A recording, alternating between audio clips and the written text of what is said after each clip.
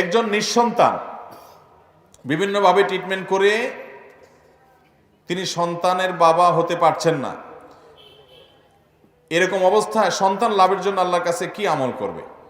সন্তান লাভের জন্য আল্লাহ তাআলার কাছে দুটি আমলের কথা আমরা বলতে পারি। আল্লাহর দরবারে দুটি আমল করে দোয়া করবেন। একটা হলো ইস্তেগফার করবেন, ক্ষমা চাইবেন বেশি বেশি, আস্তাগফিরুল্লাহ ওয়া আতুবু ইলাইহি।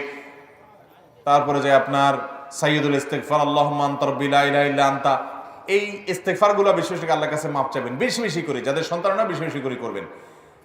কারণ হলো কোরআনে কারিমে সূরা নূহ আল্লাহ তাআলা বলেছেন যে আল্লাহ নবী নূহ আলাইহিস সালাম তার জাতিকে বলেছেন, ফাকুল তাস্তাগফিরু রাব্বাকুম ইন্নাহু কানা গাফফারা ইউরসিলিস সামাআ আলাইকুম মিদরারা ওয়া ইমদিদুকুম বিআমওয়ালিন ওয়া বানিন ওয়া ইয়াজআল লাকুম জান্নাতিন ওয়া ইয়াজআল লাকুম আনহারা। আল্লাহ বলেছেন যে তিনি তার জাতিকে বলেছেন তোমরা বেশি বেশি ইস্তেগফার করো, তাহলে আল্লাহ তোমাদেরকে সন্তান সন্ততি দিয়া সমৃদ্ধ করবেন, সন্তান দান করবেন।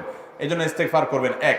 দ্বিতীয়ত হলো কয়েকটা দোয়া করবেন। আল্লাহর দুইজন নবীর কথা কোরআনে উল্লেখ করেছেন, ওনারা আল্লাহ তাআলার কাছে বার্ধক্য বয়সে সন্তান চেয়েছেন, সন্তান হওয়ার কথা না, দীর্ঘদিন হয় না, ওই অবস্থা আল্লাহ তাদেরকে সন্তান দিয়েছেন। তাদের একজন নাম হলো জাকারিয়া আলাইহিস সালাম, আরেকজন নাম হলো ইব্রাহিম আলাইহিস সালাম।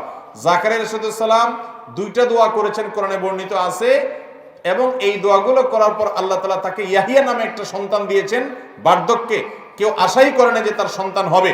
তার একটা দোয়া ছিল রব্বি লা তাযারনি ফারদা ওয়া আনতা খায়রুল ওয়ারিসিন, আল্লাহ আমাকে একা ছাড়বেন না, আপনি সর্বোত্তম ওয়ারিস। রব্বি লা তাযারনি ফারদা ওয়া আনতা খায়রুল ওয়ারিসিন। আরেকটা দোয়া হলো রব্বি হাবলি মিন লাদুনকা যুররিয়াতান তাইয়্যিবা ইন্নাকা সামিউদ দুআ, আল্লাহ আপনার পক্ষ থেকে আপনি আমাকে নেক সন্তান দেন, আপনি দোয়া শ্রবণ করেন। রব্বি হাবলি মিন লাদুনকা যুররিয়াতান তাইয়্যিবা ইন্নাকা সামিউদ দুআ। আর ইব্রাহিম আলাইহিস সালাম তিনি আল্লাহর কাছে দোয়া করছেন, রব্বি হাবলি মিনাস সালিহিন, হে আল্লাহ আমাকে নেক সন্তান দান করেন। আল্লাহ তাকে ইসমাঈল আলাইহিস সালাম দান করছেন, এমন সন্তান দিয়েছেন তার বংশে আমাদের নবী মুহাম্মদ সাল্লাল্লাহু আলাইহি ওয়াসাল্লামের জন্ম হয়েছে। এই জন্য ভাইরা, যাদের নেক সন্তান দরকার বা সন্তান হচ্ছে না, তারা রব্বি হাবলি মিনাস সালিহিন, রব্বি হাবলি মিন লাদুনকা যুররিয়াতান তাইয়্যিবা ইন্নাকা সামিউদ দুআ, রব্বি লা তাযারনি ফারদা ওয়া আনতা খায়রুল ওয়ারিসিন। এই তিন দোয়া করবেন দুইজন নবীর, আর ইস্তেগফার বেশি বেশি করবেন। আর মনে রাখবেন আল্লাহ তাআলা কাউকে বন্ধা রাখেন, সন্তান দেন না।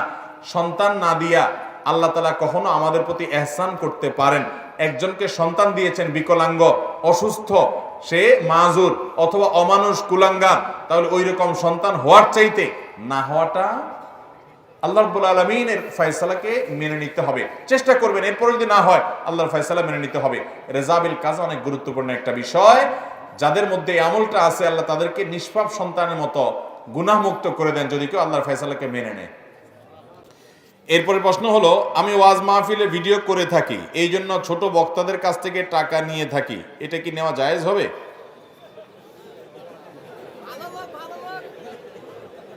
কি প্রশ্নকারী ভালো লোক? হ্যাঁ, এটা ভালো বলছো তুমি। প্রশ্নকারী লোকটা ভালো লোক, যে সে কোনো লুকোছাপা করে নাই, জানতে চাইছে।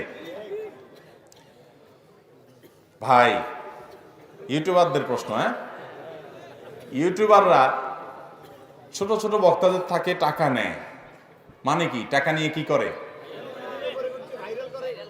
ও ভাইরাল করে যে হুজুর টাকা দেন আপনারা কি করব। হায় হায় হায়, হুজুর ওয়াজ করতেছে ভাইরাল হওয়ার জন্য, আবার টাকা দিচ্ছে। আর ইউটিউবারও টাকা নিয়ে হুজুরে ভাইরাল করে উপরে তুলতেছে। অনেক ইউটিউবার অনেক এরকম হুজুরদেরকে নাকি বলে যে হুজুর টাকা দেন আপনারা উপরে তুলে দিব। তো বেশি উপরে তুললে ওখান থেকে পড়লে হাড্ডি কিন্তু একটাও থাকবে না।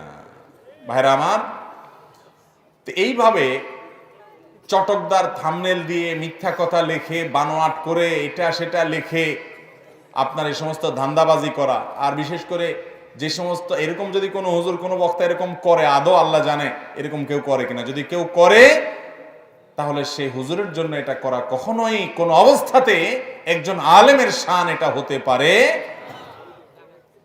যে সে ইউটিউবার ভাড়া করবে, কৃত্রিমভাবে নিজের এই সমস্ত ফুটানোর চেষ্টা করবে। আল্লাহ তাআলা আমাদেরকে আল্লাহকে সন্তুষ্ট করার জন্য ইখলাসের সাথে কাজ করার তৌফিক দান করুন।